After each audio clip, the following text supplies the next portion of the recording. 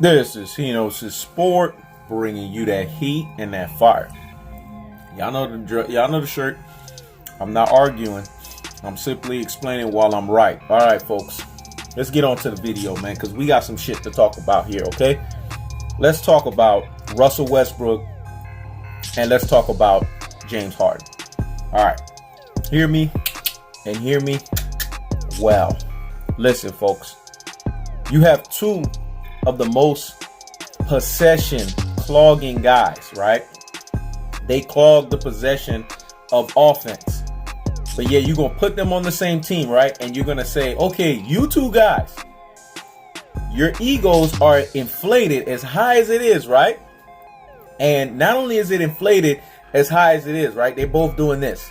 They're trying to battle to see whose ego is going to be bigger, right? All you got to do is rewind and go back on the Oklahoma City Thunder when the two of them played together. They used to battle it out with one another. They used to argue and bicker on who was going to run the offense. Part of the reason why James Harden left, it wasn't just because of the contract situation. Not that $55 million to $80. Now, mind you, that's a $25 million gap, right? So that would make anybody want to be like, hold up, OKC's only paying me 55, but Houston's willing to pay me 80. Yeah, I would jump over there. That's 25 million. I mean, come on. Women lie, men lie, numbers don't. But the truth of the fact of the matter is this. There was also a dispute because there was a lot of times when James Harden used to run, right? The point forward, right? For the Oklahoma City Thunder. Or he would be that hybrid point guard, right?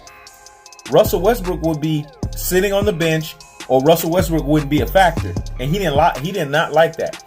Kevin Durant didn't mind because he felt the offense flew more fluidly with James Harden. But that was James Harden before he became this iteration of James Harden, right? Now, you got to fast forward. James Harden done went all these years playing on Houston.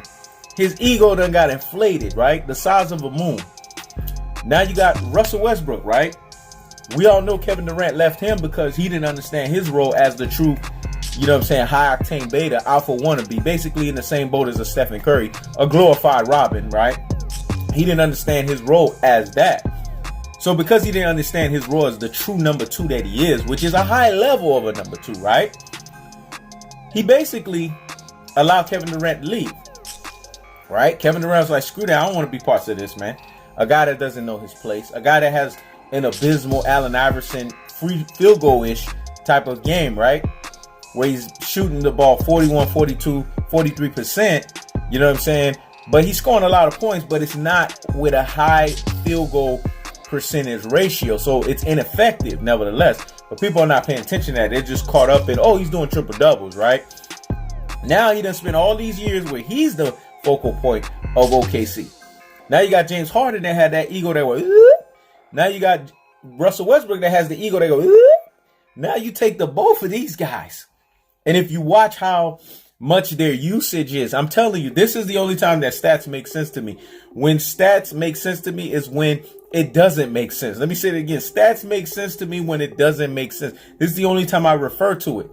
You got this guy that dominates the ball 18 to 20 seconds in James Harden per possession. You got this guy, Russell Westbrook, that dominates the ball anywhere between 16 to 19 seconds per possession. Then you put them together. And the reason why Russell Westbrook is a little bit less is because Russell Westbrook gives you more assist ratio, right? So in order for him to give you more assist ratio, that means he has to have the ball a little bit less. But then these guys, in order for them to be effective, right? They have the LeBron James syndrome because LeBron James is right here with these guys, right? They have to be guys that have to be ball dominant. They have to have the ball in their hands. They feel that if the ball is in their hands, this is when they are the most effective, which really is the opposite. Really, you want guys like that to not have the ball in their hands as much and to play off the ball. If only, man, a light bulb would have hit, Russell Westbrook would have figured that. Man, if a light bulb would have hit, James Harden would have figured that. Man, if a light bulb would have hit, and LeBron James would have figured that. But that's neither here nor there.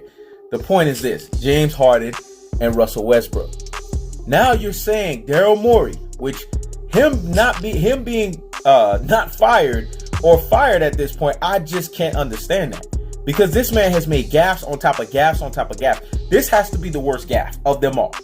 Now you take these two guys and you put them together and you said this is going to be the most dynamic backcourt? No.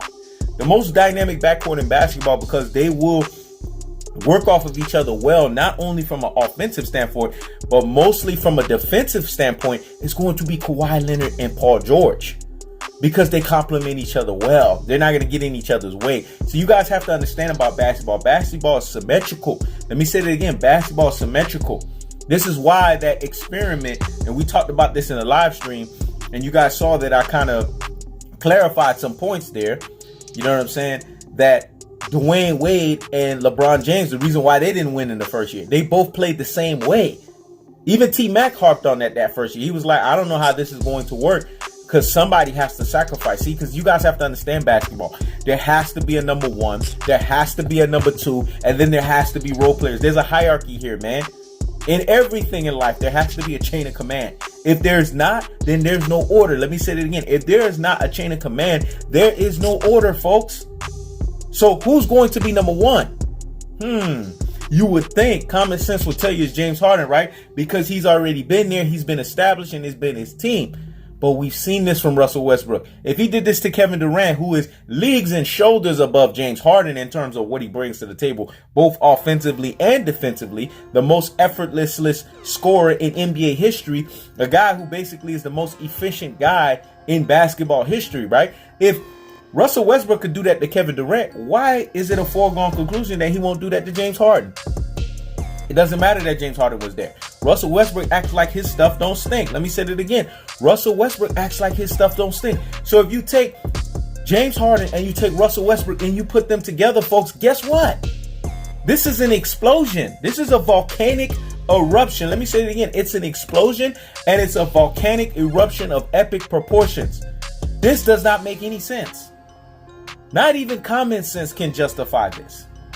There's no amount of sense on this planet that can justify these two guys being together.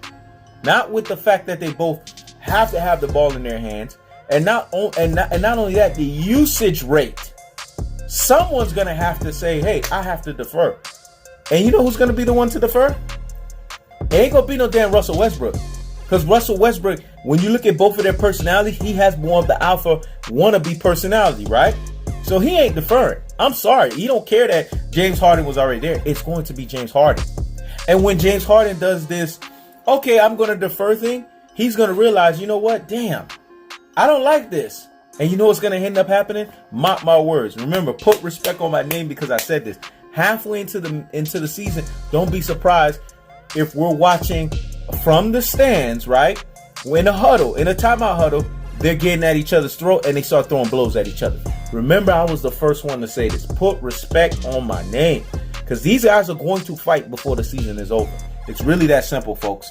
You can't have two players that play that way and think it's going to work. There's nowhere and no planet where this makes any kind of sense, because both of these guys can't play off the ball. They have to be on the ball guys, and they have to be ball dominant. You see what I'm saying here? So this experiment with Houston Rockets, with Russell Westbrook and James Harden, it's not going to work. And I don't care if you're the biggest Houston Rockets fan. If you have fashioned your brain to think that this union is going to work, you get the biggest higgity hush of the damn day. This is Hinos' Sport. Checking out.